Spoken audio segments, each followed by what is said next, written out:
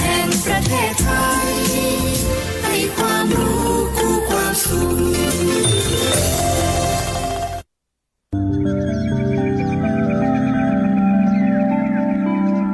สถานีวิทยุกระจายเสียงแห่งประเทศไทยจังหวัดลำปาง FM 97 เมกะเฮิรตซ์เสนอรายการธรรมะยามเช้า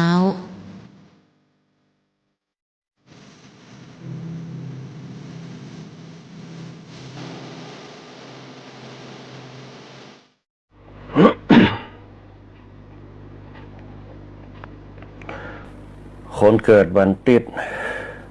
ความคิดพึงผาอยู่สุขสบายต่อเต้ากุมเท่า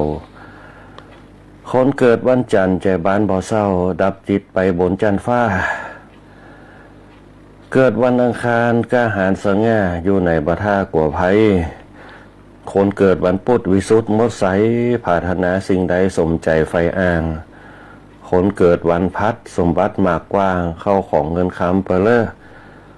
คนเกิดวันศุกร์สนุกแต่เน้อนะคนอื่นเบิ่งเงอข่อยยวน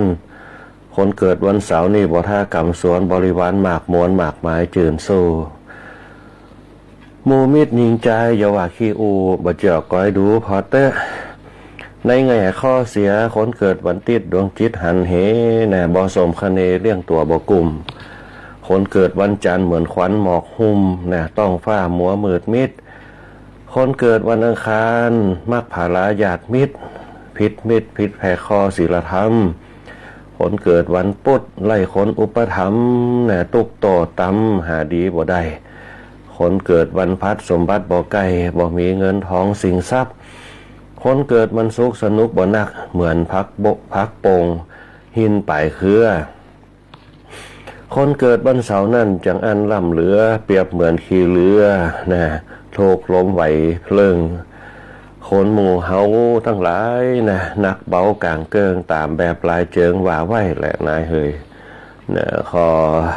อนุโมทนาขอบคุณกับกำข่าวนะกำข่าวห้ามวันเกิดนะในแง่ดีแง่เสียนะเอาไว้เป็นแนวทางในการดำเนินชีวิตของเฮาทั้งหลายเอาไว้เป็นกำลังใจ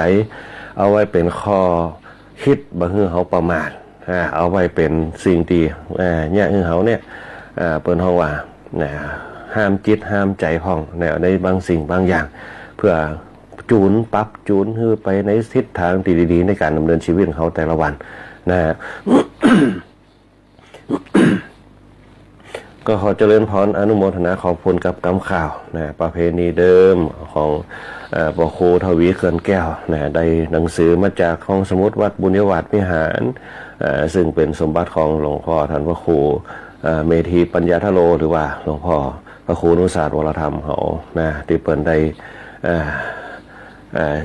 จานลงในหนังสือนะในไปโป๊ะปะในวันสอบธรรมศึกษานะก็เลยเอามาเผื่อแผ่ให้กับคณะสัตยาญาติโยมหลายข่าวหามกำเครือต่างๆให้กับคณะสัตยาญาติโยมทั้งหลายได้ฟังกันในช่วงธรรมยามเจ้าในวันนี้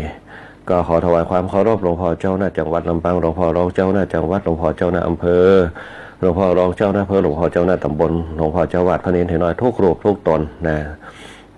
ขอปั๊มเป่งบารมีสังฆรัตนะเผื่อแผ่กับคณะสัตยาญาติโยมทั้งหลายได้นำเอาไปเป็นเปิ้นเฮาว่า บารมี ในการดำเนินชีวิตของแต่ละคนแต่ละท่านไป ในส่วน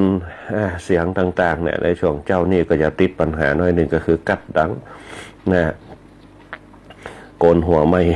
โกนหัวไม่จะมีอาการกัดดังห้องก่อนเข้ารายการกระจามห้องเป็นสภาพโดยเฉพาะเป็นห้องว่าภูมิต้านทานเริ่มจะลดน้อยถอยลงไปโดยเฉพาะความเฒ่าแก่ชราต่างๆสังขารร่างกายภัยจะวันนุ่มน้อยเนี่ยมีแห้งนักจะได้กระตึงหนีมาป้นในสิ่งที่พยาธิอาปาต่างๆมันจึงจะเข้ามาหาเป็นธรรมดาเขาก็ปรับปรุงกันไปเปลี่ยนแปลงกันไปอารมณ์อร่อยกันไป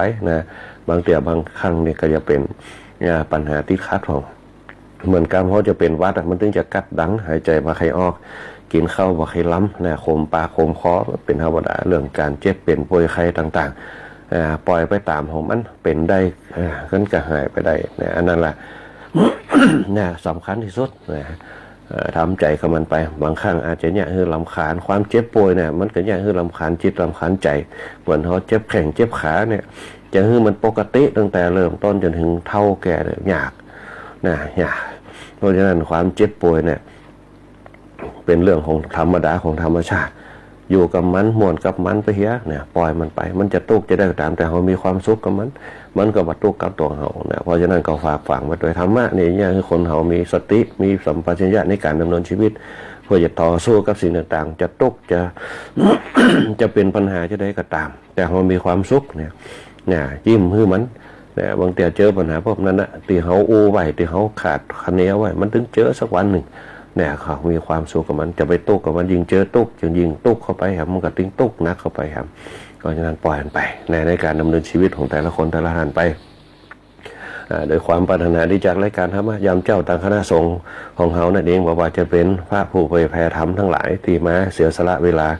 เพื่อแผ่ให้กับคณะสัตยาญาติโยมหลายได้ยินได้ฟังกันในช่วงบางคนก็เหงื่อคาบอยู่ในผ้าห่มผ่องบางคนก็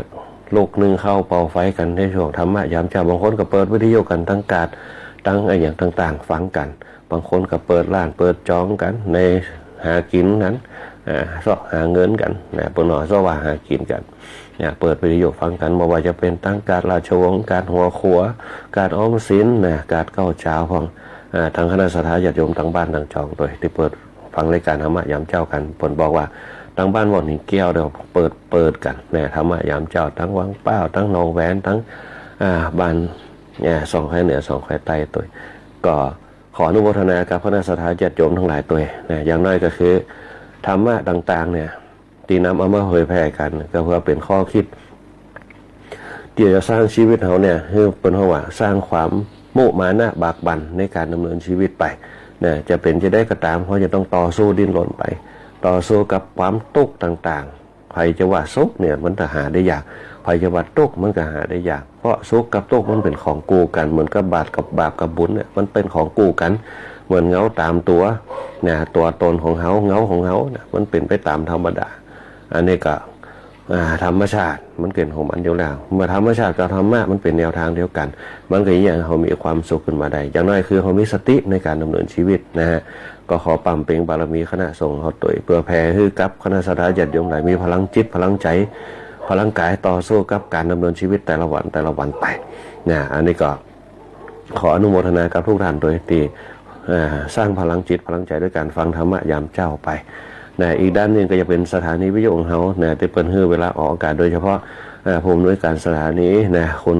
อัญชันสรลำเป็นต้นที่เป็นผู้อำนวยการสถานีแต่ละผู้แต่ละขดต้นแต่ละคนแต่ละท่านที่มาเป็นผอ.ของเขาเนี่ยปุ๊บก็จะให้โอกาสในการตั้งธรรมะขึ้นมาตั้งแต่เขาอยู่กันมาเนี่ยบางคนบางท่านอยู่กันมาตลอดนะอย่างโดยเฉพาะคุณแม่เพ็ญศรีทางบ้านกาดโป่งอยู่ด้วยกันมาตลอดนะคุณแม่ที่ว่าวันเฮาตัวนะคุณแม่ประภัยเขาตัวอยู่กันมาคุณโยมสรวุฒิตัวนะที่เขาอยู่ด้วยกันมาเหมือนนะในรายการธรรมะยามเจ้าทุกคนทุกท่านที่เข้ามาสู่รายการธรรมะยามเจ้าเขาเนี่ยก็ขอคือทุกคนทุกท่านเจริญไปด้วยอายุวันโนสู้ขังพลังสุขภาพร่างกายแข็งแรงไปตัวเนี่ยอันนี้ตั้งสอทอลำปังเขาที่เปิดเฮือกลางออกอากาศคุณกาญจนาอินทาเนี่ยหรือว่าดีเจยุ้ยของเขาเนี่ยที่เปิดจะพยายามช่วยเหลือกันบอกว่าจะเป็นตั้งคณะสงฆ์เขาบอกว่าจะเป็นงานประชาสัมพันธ์ต่างๆเนี่ยดีเจยุ้ยของเขาดีเจแอลเขาเนี่ยดีเจก้อยเขาเนี่ยคอยอัชราพรป้องกันแอลช่วยในการเราใช้เนี่ยมันอยาก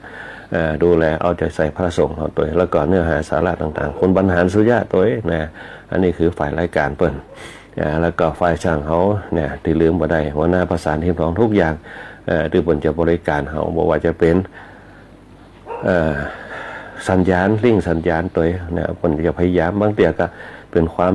ยากเนี่ยเปิ่นก็สามารถช่วยเหลือกันได้เนี่ยลิงสัญญาณโดยเฉพาะท่านพระครูสวัสดีธรรมวิพากษ์เนี่ยตั้งวัดบ้านไหลศิลาทอง ส่งสัญญาณเสียงมาเพื่อว่าปะกันเพื่อกับพยายามหาให้ได้จูนเข้าหากันได้นี่แหละเพราะว่าการช่วยเหลือกันเป็นห้องสหธรรมิกการอยู่รวมกันธรรมชาติจะได้กับเป็นธรรมชาติอยู่วันนี้ครับธรรมชาติจะเนี่ยคือมันสมดุลกันคือมันอยู่ดีมีสุขกันกับเพราะธรรมชาติก็คือธรรมะคือหลักการ จากธรรมชาติมาเป็นหลักการเนี่ยคนเราทั้งหลายเนี่ยคิดดีทำดีพูดดีเกิดขึ้นความเป็นสิริมงคลก็จะเกิดขึ้นมาโดยเฉพาะฝ่ายช่างเขานี่อย่าดูแลเรื่องเสียงเนี่ยเรื่องสัญญาณต่างๆนะหัวหน้าประสานนิท้องก็จะคอยควบคุมดูแลเนี่ยช่างแหลมเพชรนั้นตาแสงพ่องแล้วก็ภูพิงพงศิริแสนเนี่ยอันนี้เป็นตอนนี้ปัญญาสรรหาว่าจะเป็นไม้ว่าจะเป็นเครื่องสื่อสารต่างๆปัญญาปรับปรุงว่าจะเป็นเป็นห้องว่า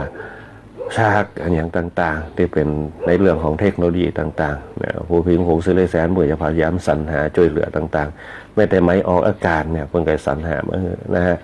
อันนี้ก็เป็นความมีใจใส่ศรัทธามีความเชื่อแล้วก็มีพลังแห่งจิตพลังแห่งใจอยู่ในจิตอยู่ในใจนะอันนี้เป็นต้นเนี่ยแล้วก็คุณบรรหารสุยะเนี่ยคุณช่างต่อเนี่ยจะบรรหารสุยะนี่เป็นฝ่ายรายการช่างต่อของตัวอันนี้บางเดียวเป็นฝ่ายช่างเนี่ยฝ่ายช่างฝ่ายซ่อมต่างๆเนี่ยบางเดียวขอความอนุเคราะห์ปนเปิดกับมาช่วยกันบอกว่าจะเป็นงานของโรงเรียนพิสุทธิ์เปิดกับมาช่วยเนี่ยดังๆดีว่าคนละส่วนงานกันเปิดกับมาช่วยเสียสละมีน้ำจิตน้ำใจเป็นทานน้ำไม้เนี่ยบุญสำเร็จในการให้ทานเนี่ยช่วยเหลือกันแล้วก็ช่างดิ้วเนี่ยประยุทธ์พงษ์ดวงชมพูเนี่ยที่เข้ามาร่วมบนห้องว่ารวมเรือลำเดียวกันเนี่ยเรือลำนี้เนี่ยก็จะพาสิ่งต่างๆไปให้กับคณะสัตยาญาติโยมหลายว่าจะเป็นนันทนาการว่าจะเป็นธรรมะว่าจะเป็นเนื้อหาสาระต่างๆว่าจะเป็นทั้งจังหวัดเฮาตัวนี่แหละคือสท